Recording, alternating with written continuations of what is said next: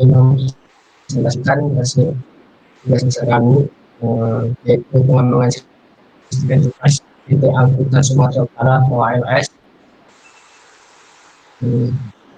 Di sini adapun anggota dari kelompok kami yaitu ada saya sendiri, Pak Pandi, kemudian ada Aini Safitri, ada Pian, ada Samuel, dan ada Pia. Dan untuk yang pertama, untuk profil PT Angkutan Sumatera Utara. Angkutan Lintas Sumatera Utara merupakan perusahaan yang mana dia bergerak di angkutan lintas sekitaran Sumatera Utara. Sebenarnya tidak hanya di Sumatera Utara, tapi hingga ke Pulau Jawa juga. ALS ini menyediakan layanan transportasi dari satu kota ke kota lain. Didirikan awalnya di kota Nopan, dari Natal, Sumatera Utara pada tanggal 29 September 1966. Kemudian ALS ini pindah pusat kantornya di Ampas, Kota Medan, Sumatera Utara. Di samping itu ALS, seperti yang tadi saya bilang, bahwa ALS ini melayani jalur ke Pulau Sumatera juga pada saat ini, yaitu Pulau Jawa. Kemudian permasalahan pada mitra dari identifikasi yang kami lakukan, yaitu yang pertama ada kesulitan dalam mengelola dan menjalankan usaha PT Angkutan Lintas Sumatera Utara secara efektif dan efisien seperti pada zaman sekarang ini. Kemudian pelayanan yang tidak sesuai dengan harapan pelanggan, seperti keterlambatan atau keterlibatan pastian kendaraan. Jadi kayak sekarang kan apa-apa lebih kepada digital, jadi KBK pelayanannya untuk user atau pengguna berharap memiliki pelayanan yang sesuai pada masa sekarang ini. Kemudian kurangnya akses, seperti saya bilang tadi, akses terhadap info rute, kayak orang-orang awam terhadap jika dia ingin menggunakan ALS. Jadi nggak ada pemesanan tiket secara online, jadi itu permasalahan saat ini. Kemudian proses pemesanan tiket dan informasi rute nggak akurat atau terbilang lambat. Kemudian biaya operasional yang tinggi karena ada kemungkinan terjadinya kesalahan dalam mengelola dan menjalankan usaha angkutan lintas Sumatera Utara. Kemudian tujuan pengembangan sistem kali ini yaitu meningkatkan produktivitas, jadi lebih mudah dipesan atau sebagainya. Kemudian meningkatkan kepuasan pelanggan, tadi mengenai akses terhadap informasi rute atau pemesanan tiket, meningkatkan akurasi kecepatan proses, seperti akses akurasi dari kapasitas dalam kendaraan angkutan itu sendiri. Kemudian mengurangi kemungkinan terjadi kesalahan dan yang terakhir meningkatkan keuntungan bisnis. Lalu limitasi yaitu atau batasan pengembangan dari proyek ini, yaitu sistem enterprise ALS ini memberikan enterprise software yang bermanfaat dalam meningkatkan pelayanan yang dibutuhkan pelanggan seperti info keberangkatan, kepastian angkutan, dan pemesanan tiket. Dan juga batasannya hanya terbilang pada akses yang tepat dan akurat untuk usaha atau alur bisnis menjadi lebih efisien. Itu saja dari saya sendiri. Kemudian untuk materi selanjutnya akan dilanjutkan oleh Brian. Baik, terima kasih saudara Dwiki. Di sini saya akan membacakan materi kami, yaitu indikator ketercapaian proyek. Yang pertama itu menghadirkan enterprise software untuk PT Angkutan Lintas Sumatera yang bisa digunakan untuk memesan tiket dan melihat info rute dan kapasitas angkutan. Yang kedua itu memangkas lamanya proses bisnis seperti pemesanan tiket angkutan. Next.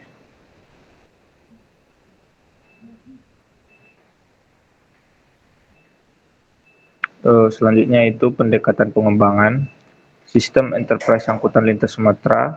Ini dibangun dengan menggunakan pendekatan adaptif SDLC dengan metode waterfall. Pendekatan waterfall yang kami pilih itu mempertimbangkan kelebihannya, yang itu yang pertama, metode ini memiliki proses yang terurut sehingga pengerjaannya dapat terjadwal dengan baik dan mudah. Selanjutnya itu cocok untuk sistem dengan kompleksitas rendah. Yang selanjutnya itu setiap proses yang dilakukan tidak dapat saling tumpah tindih. Selanjutnya itu proses pengembangan model phase one by one sehingga meminimalisir kesalahan yang memungkinkan akan terjadi. Next.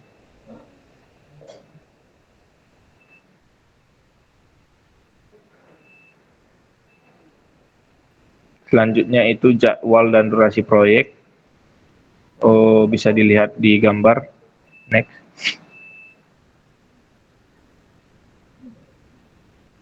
Selanjutnya itu ada teamwork. Yang pertama itu ada Samuel Malau sebagai project manager. Yang kedua itu ada Dwiki sebagai sistem analis. Yang ketiga itu Aida Safitri sebagai data analis. Selanjutnya itu saya sebagai programmer.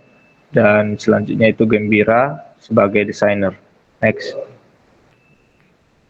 Selanjutnya berikut adalah usulan anggarannya, dapat dilihat pada gambar. Sekian dari saya kembalikan ke moderator.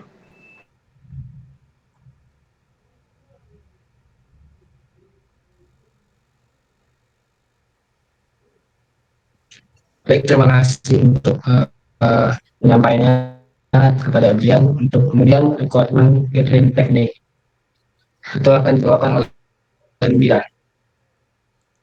Ya, silakan. Baik, terima kasih kepada moderator.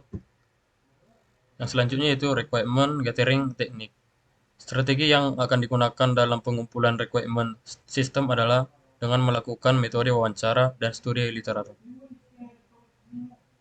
Next.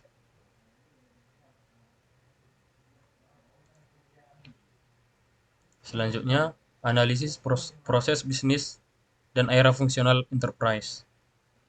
Dapat dilihat pada input ada reservasi tiket via aplikasi, promosi lewat iklan dan sosial media, perekrutan pegawai LS, penggajian pegawai LS, pengunduran diri pegawai, dan pengarahan penumpang menuju kendaraan.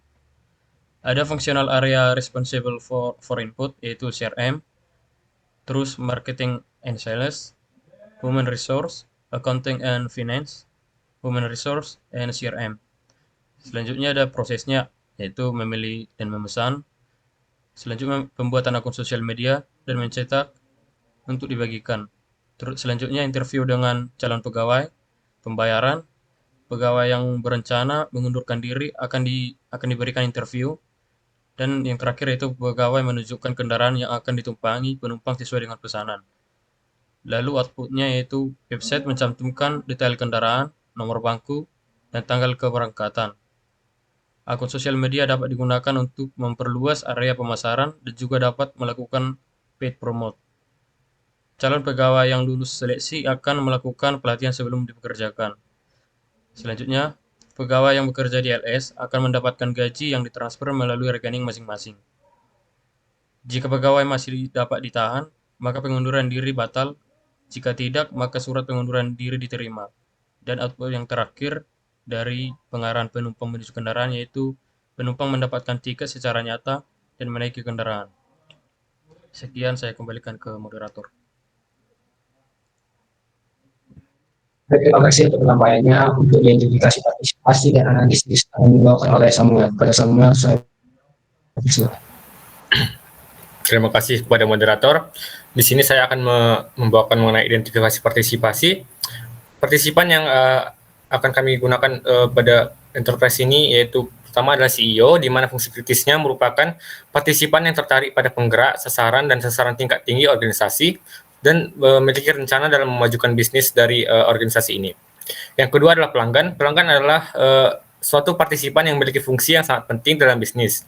Pelanggan hanya tertarik jika ALS dapat memberikan mereka keuntungan dalam penggunaan aplikasi ALS ini. Yang ketiga adalah government agencies, yaitu memiliki fungsi kritis sebagai pemberi legalitas terjamin dan diakuinya sebuah perusahaan, serta memberikan izin terhadap berjalannya transaksi dari perusahaan. Berikutnya, keempat yaitu pegawai, pengelola keuangan, perusahaan-perusahaan yang berkolaborasi, yaitu memiliki fungsi kritis memberikan informasi tentang pengelolaan tagihan customer, termasuk daftar bank yang diajak bekerja sama, serta bentuk kerjasama dengan pihak perbankan tersebut. Berikutnya yang kelima, Account and Finance Manager berperan dalam mengatur keuangan organisasi, termasuk alokasi dana, pemastian pendapatan, pengaturan rencana kerja, dan anggaran perusahaan. Yang keenam, Human Resource Manager memiliki peran dalam mengkoordinasikan dan mengatur rencana dan fungsi administratif organisasi. Berikutnya CRM Manager, yaitu mengelola dan mengawasi pandangan dan pendapat publik terhadap perusahaan. Yang terakhir adalah Marketing dan Sales Manager, memiliki fungsi kritis yang berperan dalam membuat keputusan bisnis serta mengatur penjualan dan pembelian aset perusahaan. Next. Berikutnya adalah detail proses bisnis dengan Swimlane flowchart. Mungkin tidak kelihatan dari sini, saya akan menjelaskannya. Pertama, pelanggan membuka aplikasi. Setelah itu pelanggan akan mengisi form pengisian tiket. Setelah itu sistem akan memberikan jadwal-jadwal keberangkatan sesuai dengan kriteria pesanan. Setelah sistem memberikan jadwal tersebut, maka pelanggan akan melihat di screen-nya dan lalu memilih kursi. Setelah kursi dipilih, maka maka pesanan dibuat sesuai dengan form tiket dan pilihan kursi yang telah dipilih tadi. Setelah itu maka akan muncul jenis pembayaran yang akan diberikan kepada pelanggan. Setelah itu pelanggan akan mengisi formulir pembayaran, lalu pelanggan akan melakukan pembayaran sesuai jenis pembayaran yang dipilih. Sistem akan memberikan pembayaran, lalu hasil pembayaran masuk ke akun perusahaan. Dari perusahaan langsung meng-ACC tiket pelanggan, lalu sistem akan memberikan pelanggan tiket untuk kursi tersebut. Setelah itu pelanggan akan menerima tiket. Setelah pelanggan menerima tiket, maka pelanggan akan datang ke loket ALS.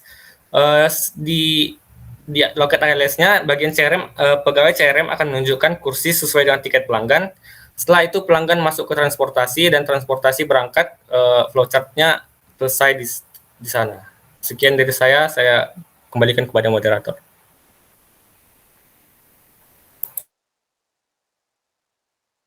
Baik, terima kasih atas upayanya. Untuk rancangan dulu akan dijelaskan oleh Aida.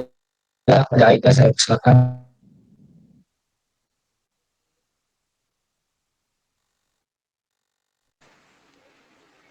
Oke, baik. Terima kasih sebelumnya. Sekarang saya akan menjelaskan tentang perencanaan user interface dari aplikasi ALS. Nah, ini tuh ada proses loginnya. Yang pertama itu ada screen layer pertama utamanya. Terus ada logonya. Terus ini tuh proses login itu menggunakan nomor WhatsApp. Jadi setiap orang itu bisa login di aplikasi ALS ini, dia bisa memakai WhatsApp-nya. Terus kalau misalnya mau daftar itu juga pakai WhatsApp juga. Jadi kalau misalnya udah daftar nih pakai nomor WhatsApp, jadi maka dia masuknya pakai nomor WhatsApp. Terus kode OTP-nya itu dikirim melalui WA. Selanjutnya itu akan masuk ke halaman home dari aplikasi ALS tersebut.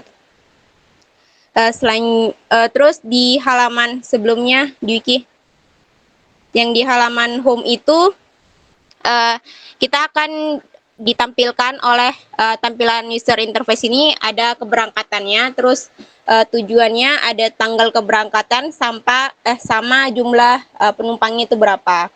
Setelah dipilih maka akan proses selanjutnya itu wiki slide selanjutnya.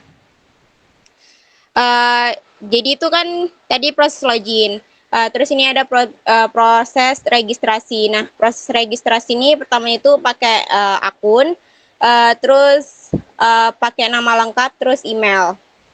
Selanjutnya kalau misalnya udah, akan ke tahap kedua itu ada nomor WhatsApp-nya. Jadi kalau misalnya udah setelah masuk ke nomor WhatsApp, maka akan tahap terakhir itu akan dikirimkan kode OTP ke WA. Selanjutnya. Nah, ini proses terpentingnya di aplikasi ALS kami, ada namanya itu adalah proses pemesanan tiket. Prosesnya itu ada halaman home, terus ada riwayat yang akan dilihat oleh si usernya. Halaman home ini ada tampilan user interface. Yang pertama kali setelah login oleh user akan ditampilkan oleh kalimat copywriting-nya itu selamat datang di PT Antar Lintas Sumatera. Terus setelah itu user akan memilih keberangkatan, terus tujuannya, tanggal keberangkatan, sama berapa penumpangnya. Setelah itu akan ke tahap slide-nya itu ke tahap ada nama busnya, terus detail dari di halaman home tadi. Setelah itu akan user itu akan memilih nama busnya apa, terus pemilihan dari kursinya. Setelah selesai, user akan check out ataupun melakukan pembayaran melalui payment beberapa payment yang kami sediakan. Ada dari Kris, ada virtual account, sama dari Alfamart. Selanjutnya. Nah, proses tiketnya ini, payment ini dia banyak metode pembayarannya, dari Kris juga, sama virtual account itu biasanya ada BCA, BRI, Mandiri, sama BNI. Terus ini tuh ada detail dari proses pemesanan tiketnya. Nah, kalau misalnya si user melakukan pembayaran dari virtual account, atau ya dari virtual account, dari misalnya kita pilih ini BCA. Nah, setelah itu akan muncul dari kode yang akan di TF-nya tuh. Terus ada instruksi pembayaran dari aplikasinya. Jadi ketika si user pun belum tahu, prosesnya akan diberikan instruksi pembayaran oleh aplikasinya yang memudahkan si user akan melakukan pembayaran. Setelah proses pemesanan tiket, selanjutnya bakal ditampilkan top up proses pembayaran itu selesai. Nah, setelah itu akan muncul detail transaksi pembayaran tersebut dengan metode pembayaran itu apa. Terus user juga bisa melihat riwayat dari pemesanan tiket tersebut. Demikian dari perancangan user interface dari aplikasi ALS kami. Saya kembalikan kepada Dwiki. Baik, terima kasih penjelasan yang cukup detail tadi mengenai rancangan UI. Itu saja presentasi kelompok 2. Lebih dan kurang kami mohon maaf. Kami akhiri, terima kasih.